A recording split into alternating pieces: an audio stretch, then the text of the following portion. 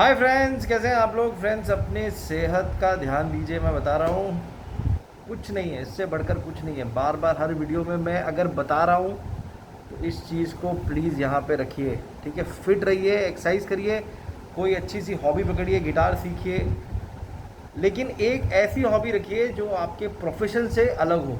समझ रहे हैं आप।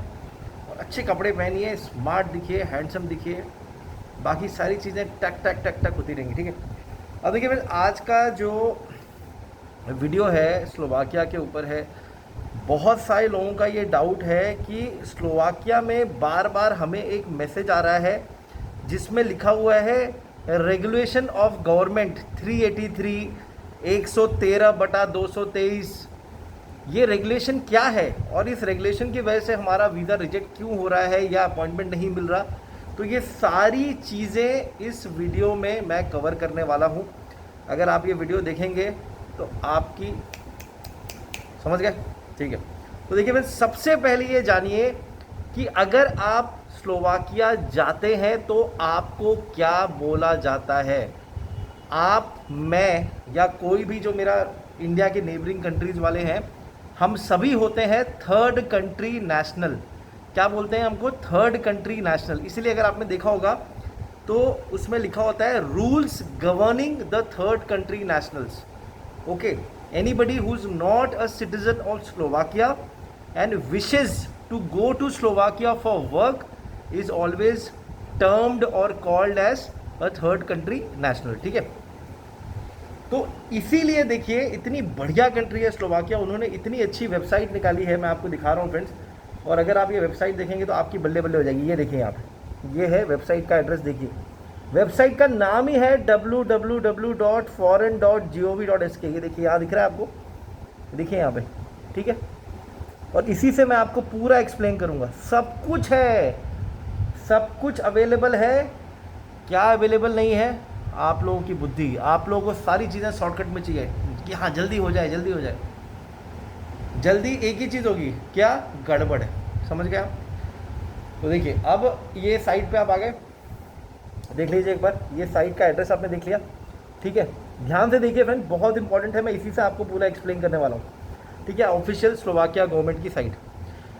अब देखिए, जब आप इस पे जब आते हैं स्लोवाकिया वाले पे, तो जब आप इस पर क्लिक करेंगे तो यहाँ पे आपको नेशनल वीज़ा का एक कॉलम दिखाई देता है। मैं आपको दिखा देता हूँ यहाँ पे। ये देखिए नेशनल वीज़ा, ये यहाँ पे अगर आप देखेंगे तो यहाँ नेशनल वीज़ा आपको दिखेगा और यहाँ ऊपर भी दिखेगा। कॉल आ रहा है बीच में फ्रेंड्स, काटना पड़ेगा कॉल अभी, क्योंकि वीडियो लाइव चल रहा है, इसलिए कॉल मैं काटूंगा फ्रेंड्स।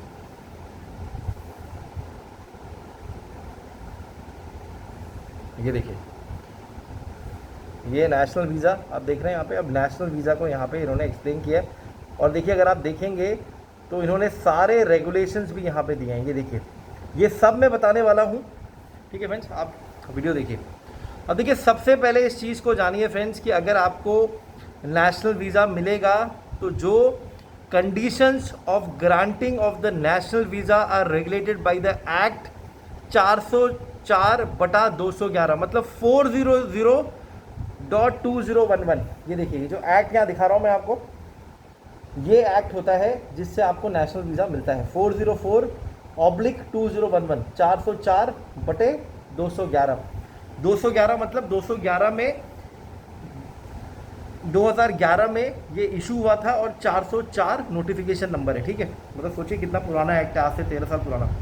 ठीक है, इसको बोला जाता है residence of foreigners and on the amendment and supplementation to certain acts. ठीक है, ये इसका नाम है। आप लोग उसके बारे में इतनी जानने की ज़रूरत नहीं है फ्रेंड्स, कोई दिक्कत नहीं है। मैं आपको बताऊंगा क्या आपको जानना चाहिए। ठीक है, कौन कौन नेशनल वीज़ा अप्लाई कर सकता है इस पर हम बात नहीं करेंगे, आप सभी को पता ही है। एक चीज़ मैं आप लोगों को फिर से बताना चाहता हूँ, कोई भी एप्लीकेंट जिसकी एज 15 साल या उससे ऊपर है, any applicant whose age is 15 years and above and is accepted for language education at a language school, उनको भी नेशनल वीज़ा मिल सकता है। ये कंडीशन देखिए यहाँ पे, ये वाली देखिए, ये कंडीशन। ठीक है, देखा आपने लैंग्वेज स्कूल। अब अगर जब मैं लैंग्वेज स्कूल पे यहाँ क्लिक करता हूँ तो आप देखिए आपके सामने क्या खुलेगा। ठीक है, एक यहाँ पे देख रहे हैं पीडीएफ खुल रहा है, तो मैं ये पीडीएफ आपको खोल के दिखाता हूँ अभी। इस पीडीएफ में लैंग्वेज स्कूल्स का डिटेल होगा पूरा कि कौन कौन से लैंग्वेज स्कूल ऑफर कर रहे हैं। ठीक है, अगर आप आते हैं यहाँ पे तो देखिए आपके सामने एक ऐसे बुकलेट खुलती है और ये बुकलेट एकदम लेटेस्ट है। अगर आप जाएंगे ये देखिए सितंबर 2024, ये देखिए पूरी यहाँ पे लिस्ट है। ठीक है, लैंग्वेज स्कूल्स का पूरा यहाँ पे डिटेल यहाँ पे दिया हुआ है, आप देखिए। अब ये इम्पॉर्टेंट क्यों है, ये क्या है? सबसे पहले अगर आप किसी स्लोवाकिया के लैंग्वेज स्कूल में एडमिशन ले लेते हैं तो वो भी एक ज़रिया हो सकता है स्लोवाकिया पहुंचने का नेशनल वीज़ा पे। ठीक है, उसमें यहाँ पे एक्सप्लेन किया हुआ है। तो सोचिए अगर आपको वर्क वीज़ा नहीं लेना है, ठीक है, आप लैंग्वेज स्कूल में एडमिशन लेके डायरेक्ट स्लोवाकिया पहुंच सकते हैं। ठीक है, ये चीज़ मुझे आपको बतानी थी।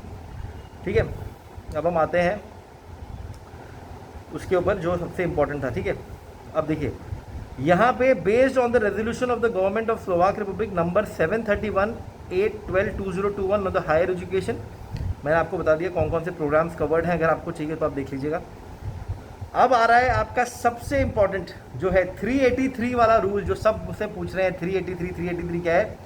Regulation of the government of Slovak Republic on the interest of Slovak Republic to grant a national visa to selected categories of third country national. ठीक है, इस पर हम क्लिक करते हैं। हम ये आर्टिकल हम देखेंगे यहाँ पे भी। ये देखिए फ्रेंड्स, पूरा आर्टिकल आपके सामने यहाँ पे आ चुका है। ठीक है, मैं आपको पूरा एक्सप्लेन करूँगा, अगर आप ध्यान देंगे आपको सारी चीज़ें समझ में आ जाएंगी। ठीक है फ्रेंड्स, और जल्दी जल्दी करने वाला हूँ, अगले 2-3 मिनट में मैं ख़त्म कर दूँगा। अब देखिए सबसे पहले इस चीज़ को समझिए कि अगर आपको स्लोवाकिया जाना है तो ये रूल आपके ऊपर एप्लीकेबल होगा। ठीक है फ्रेंड्स, सबसे पहले कौन कौन सी कंट्रीज़ अगर आप देखेंगे तो यहाँ पे कंट्रीज़ का नाम इसमें लिखा हुआ है। अगर आप यहाँ देखते हैं, ये देखिए ये जो लिस्ट है यहाँ पे आप देखिए, यहाँ पे नाम लिखा हुआ है। इसमें आपको इंडिया भी दिखाई देगा फ्रेंड्स। अगर मैं आपको थोड़ा जूम करूँ यहाँ पे तो रिपब्लिक ऑफ इंडिया, ये देखिए यहाँ देख रहे हैं आप, ये रिपब्लिक ऑफ इंडिया हो गया, बाकी कंट्रीज़ के नाम है। तो मैं थोड़ा उसको अनजूम कर देता हूँ, देखा आपने। तो सबसे पहले ये कंट्रीज़ के जो नेशनल है वही अप्लाई कर सकते हैं और कोई अप्लाई नहीं कर सकता, तो बात ख़त्म हो गई। अगर आप ये इन कंट्री के नेशनल्स नहीं हैं तो आपके लिए स्लोवाकिया का नेशनल वीज़ा अभी नहीं है, वर्क कैटेगरी वाला आपके लिए नहीं है। ठीक है, अब देखिए इन्होंने अभी कैटेगरी मेंशन की है कि कौन कौन सी कैटेगरी है, उसका कोड क्या है, उसमें कितने कितने वैकेंसी आएगी। अगर आप एग्जांपल देखें यहाँ पे, ये देखिए ये जो कैटेगरी है इसमें क्या है, बस ड्राइवर कितनी वैकेंसी है 2000, उसके नीचे देखिए ये वैकेंसी, उसके नीचे देखिए ये। तो हर एक जॉब का एक कोड है। अब जैसे फॉर एग्जांपल यहाँ पे क्या कोड है, यहाँ पे देखिए 2000, मतलब अगर बस ड्राइवर की 2000 की वैकेंसी इन सारी कंट्रीज़ में ख़त्म हो गई, उसके बाद नेशनल वीज़ा उस साल का इशू नहीं होगा। और नेशनल वीज़ा आपको केवल 1 साल का मिलता है, उससे ज़्यादा वो रिन्यू होता नहीं है। ठीक है, तो ये जो वैकेंसी यहाँ पे है, अगर 2000 है तो 2000 वैकेंसी 1 साल में है। अगर वो समझ लीजिए इन सब कंट्रीज़ जो है उसमें अगर निकल गई तो आगे आपको मिलेगा नहीं। ठीक है, अब इसमें बताया है नेशनल वीज़ा में बी इशूड फॉर एम्प्लॉयमेंट, क्या क्या रूल है, एम्प्लॉयर को क्या क्या करना चाहिए। जो एम्प्लॉयर है, कौन सा एम्प्लॉयर सेलेक्ट कर सकता है, कौन सा एम्प्लॉयर ले सकता है, कौन सा एम्प्लॉयर कर सकता है। ये देखिए एम्प्लॉयर का रूल देखिए यहाँ पे 3, अगर आप देखेंगे यहाँ पे, ये यहाँ ए से देखिए। ठीक है, मैं आपको पूरा बताऊंगा क्या क्या रूल है। ठीक है, कौन सा एम्प्लॉयर कर सकता है। ठीक है, देखिए सबसे पहला बहुत important, the employer should be established in the territory of Slovak Republic for at least, ठीक है, एटलीस्ट 3 ईयर्स, एटलीस्ट 3 साल तक होना चाहिए, जो 10 साल तक जा सकता है। ठीक है, who in the period of 10 years prior to submission of the draft list pursuant to section has not paid a personal property। मतलब इसका मतलब ये है कि समझ लीजिए कोई आपके ऊपर लीगल केस नहीं हुआ है, जो एम्प्लॉयर है अगर वो किसी भी लीगल लफड़े से बचा हुआ है तो वो एम्प्लॉयर हायर कर सकता है। कौन सा एम्प्लॉयर, जिसका 3 साल से ज़्यादा रजिस्ट्रेशन हो गया है वो हायर कर सकता है। ऐसा एम्प्लॉयर जिसकी बैंकरप्सी, लिक्विडेशन या रिस्ट्रक्चरिंग नहीं हो वो हायर कर सकता है। ठीक है, डेट ऑफ सबमिशन में जिन्होंने सारे टैक्स ऑब्लिगेशन, सारे टैक्स जो है वो भरे हैं, advance payment of insurance premium, सारी चीज़ें की है वो कर सकते हैं। ठीक है, और who has not been fined for a breach of prohibition. अगर आपके जो एम्प्लॉयर हैं ये सारी चीज़ें फुलफिल कर रहे हैं तो आपके परमिट को अपॉइंटमेंट मिल जाएगा।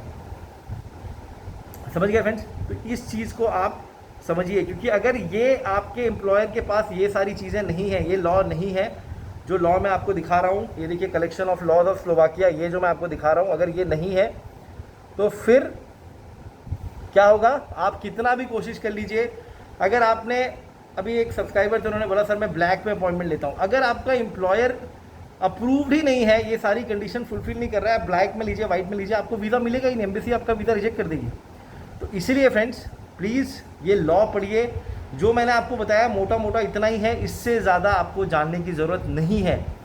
आपका एम्प्लॉयर कम से कम 3 साल से ज़्यादा रजिस्टर्ड होना चाहिए, उसके ऊपर कोई भी फाइन पेनल्टी गवर्नमेंट का एक्शन नहीं होना चाहिए, ठीक है।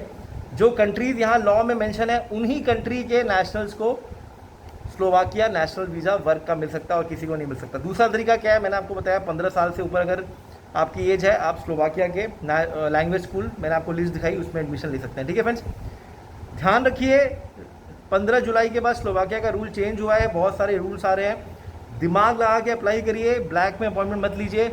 अगर आपका एम्प्लॉयर रजिस्टर्ड नहीं है तो आपका ही लॉस होगा, ठीक है। अगर आपको और जानना है, अगर डिटेल में 1-to-1 आपको पर्सनलाइज गाइडेंस चाहिए, आप मेरे पास आ सकते हैं, गाइडेंस का पैकेज लीजिए, भाई आपसे 1-to-1 बात करेगा। Take care, God bless friends, और सेहत का ध्यान दीजिए, और सबसे इंपॉर्टेंट बात, अपना एजेंट खुद बनिए।